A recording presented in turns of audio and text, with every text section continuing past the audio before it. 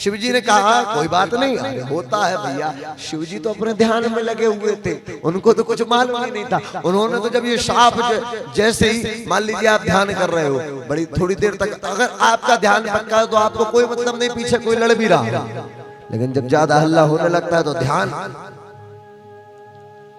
और अपने गणों की रक्षा करने के लिए भगवान ने कहा ना जाने यहाँ पर अभी मेरे और गण भूत प्रेत आ गए तो ये दक्ष के चक्कर में ना जाने ये देवी देवताओं की भी कुटाई पिटाई ना हो जाए। चलो यहां से भगवान अपने गणों के साथ आ गए। इसलिए कनखल में यज्ञ क्यों किया? बोले शिव जी भैया शंकर जी को भर नहीं बुलाया, बाकी सबको बुलाया। बोले देवताओं के बीच में इनको आसन भी नहीं दूंगा और तो और इसको बुलाऊंगा भी। शिव जी के अपमान के लिए यज्ञ का आयोजन किया। अब देखिए आगे आप क्या क्या होता है। शिव जी को ना बुलाने का नतीजा गला ही कट जाएगा। शिव जी माता को कथा सुना रहे थे। अब यहाँ दक्ष ने कार्ड बनवाया, उसमें लिखा भैया सभी लोगों को यज्ञ में आना है। और विशेष नोट, ध्यान से देखिएगा नोट में लिखा भैया रूट डाइवर्ट है, सबको कैलाश से होते हुए आना। हाँ ये बात बिल्कुल दक्ष ने सही कही। बोले जब तक कैलाश से नहीं आएंगे तब तक पता नहीं चलेगा सती को, और सती को जब तक नहीं पता चलेगा सती आएगी नहीं, और सती आएगी नहीं तो योग अग्नि में भस्म होगी नहीं।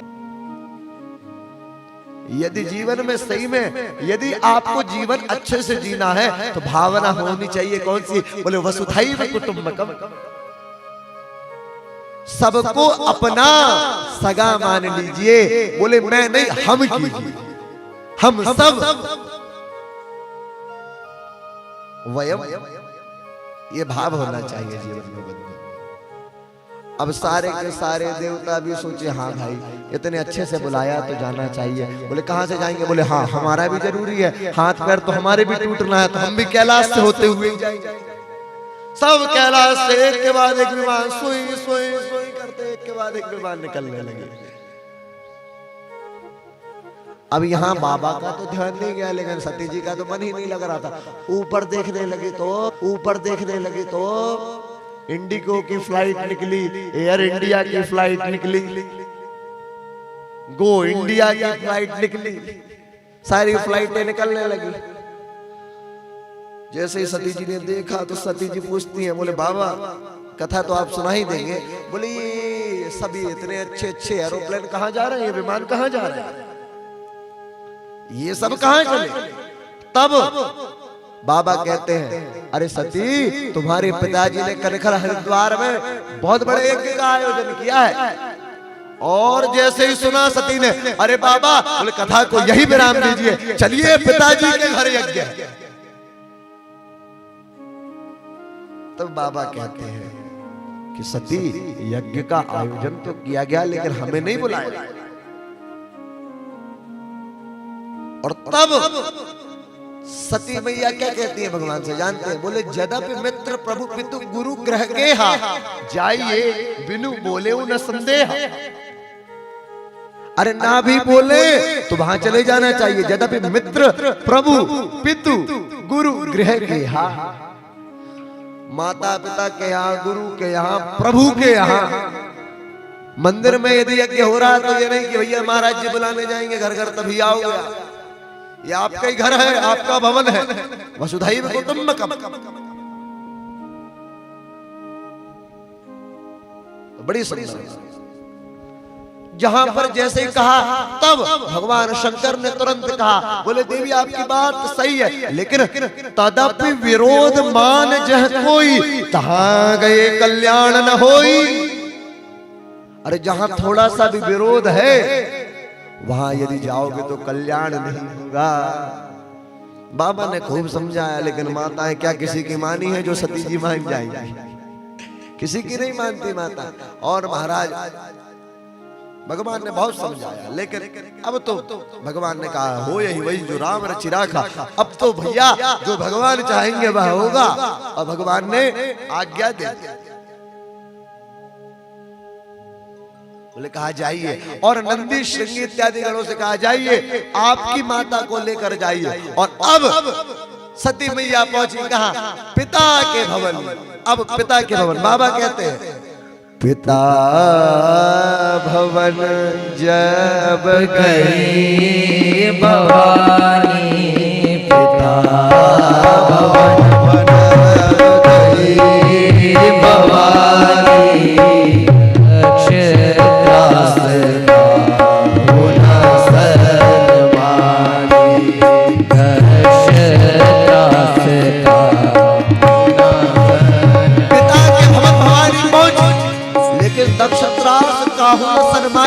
दक्ष के भय के कारण किसी ने स्वागत के दो मीठे बोल नहीं बोले। लेकिन बाबा आगे बताते हैं कौन मिली। सादर भले ही मिली सादर भले ही मिली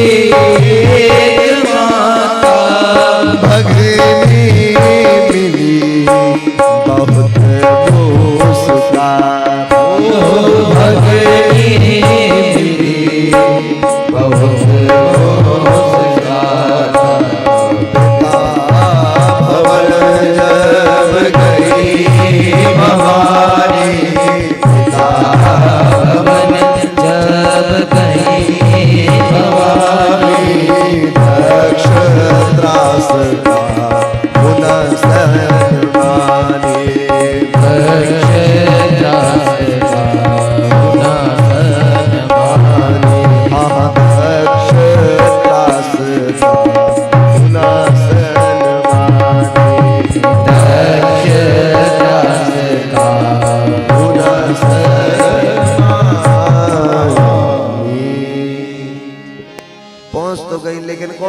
सादर भले ही मिली एक माता।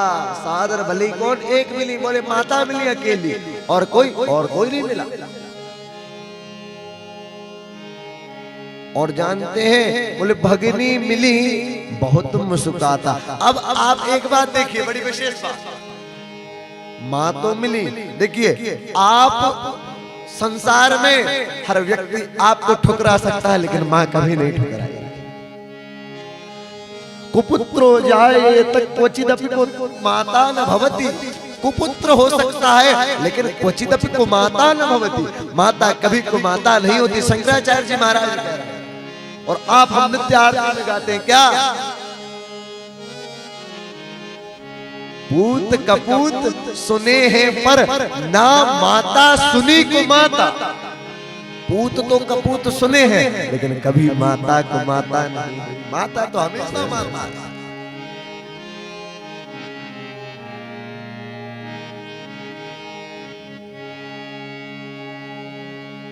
जीवन में कभी भी ऐसा लगे कि अब कोई नहीं बचा है तो आप आइए अपनी माँ के पास, और आइए और आकर आपको संसार से मन यदि भर गया है तो ये एक दरबार है जहां आपको शांति।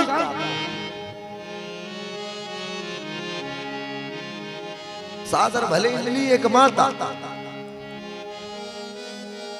माता मिली, और बोले भगनी मिली बहुत मुस्कुराता। भगनी अर्थात बहनें भी मिली, लेकिन बोले कैसी मिली, बोले बहुत मुस्कुराता, बहुत मुस्कुराते हुए मिली।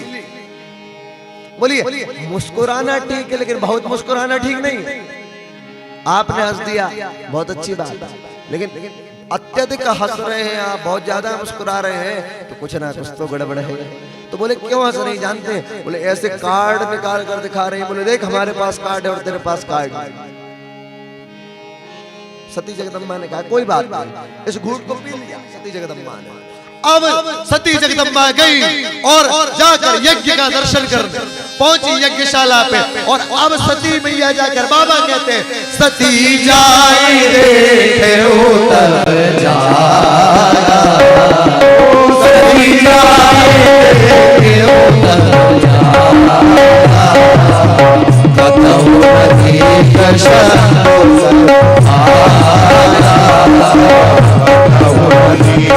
रक्षो हणम।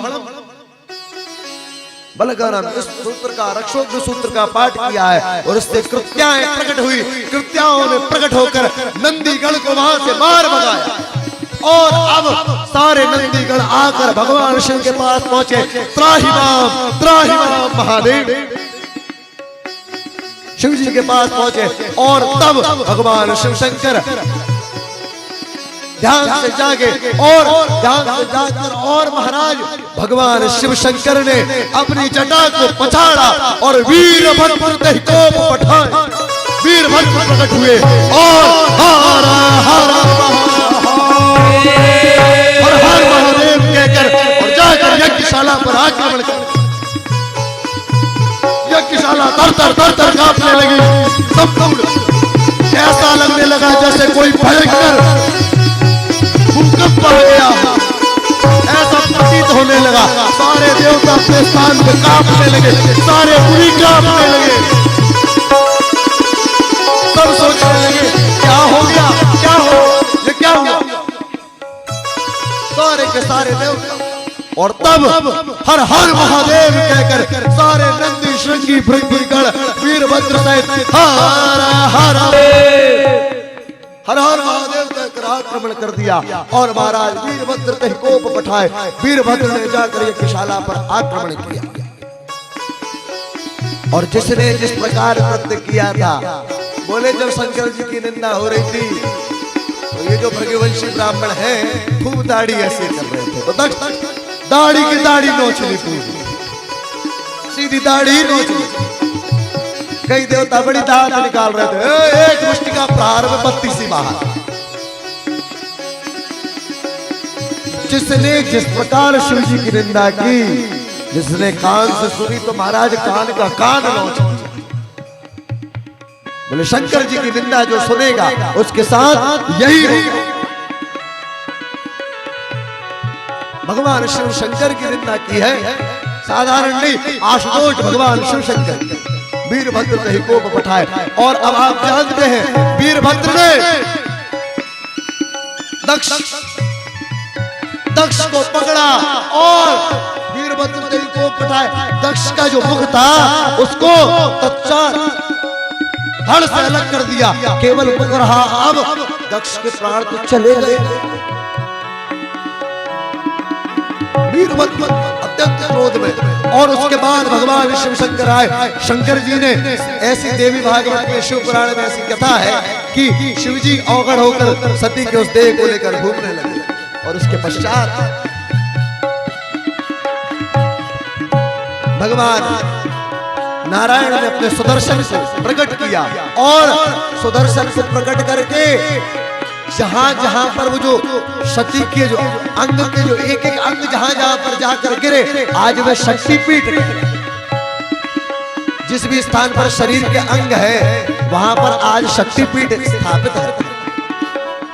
और ये दिव्य, ये भी शक्तिपीठ है, शक्ति का पीठ है। ये साक्षात जगत जननी नैना का मंदिर है। यहाँ पर भी माँ देखिए वो नैना देवी जो है वो शक्तिपीठ है, ये भी माँ भगवती की नैना का स्वरूप है। बोलिए नैना मैया की जय हो। भगवती नैना का दिव्य दरबार। और तब जाकर भगवान अब देखिए कहां पर सुंदर सहज सुशील सयानी। तो बोले भैया पहले जो अपराध हुआ था उसका प्रायश्चित किया भगवान से, कहा कि हे भगवान मुझसे अपराध हो गया, क्षमा कर दीजिए। रामलला के पास रामलला का ध्यान किया और कहा जन्म जन्म शिव पद अनुरागा। इस जन्म नहीं अगले अनेक जन्म तक मुझे केवल शंकर के पद का अनुराग चाहिए, शिव पद अनुराग। और इसका प्रभाव क्या, तेहि कारण हिमगिरि ग्रह आई। इसी के कारण हिमगिरि हिमवत नरेश के यहाँ पधारे और जन्मी पार्वती, पर्वत की कन्या पार्वती के रूप में जन्म लिया। सुंदर सहज सुशील शयानी, नाम मां अंबिका भवानी। ये सब नामकरण हुआ। इसके पश्चात अब कथा आती है मां पार्वती के भगवान शिव के पुनः विवाह। सती जी ही अब पार्वती के रूप में प्रकटी हैं। आहा, मां सती का भाव तो देखिए आप। देखिए जीवन में यदि गलती हो जाए तो गलती को स्वीकार कर लेना भी एक बहुत बड़ी बात है, नहीं तो आज का व्यक्ति खुद की गलती को स्वीकार नहीं करता। लेकिन अंतिम समय में बता दिया कि है तो भगवान की भक्त, कहा जन्म जन्म शिव पद अनुरागा, इस जन्म नहीं अगले अनेक जन्मों तक भगवान शिव के चरणों की रति चाहिए। और इस प्रभाव जब भगवान को पुकारा तो सुंदर सहज सुशील शयानी नाम उमा अंबिका भवानी, ये सब मां सती के नाम हुए। और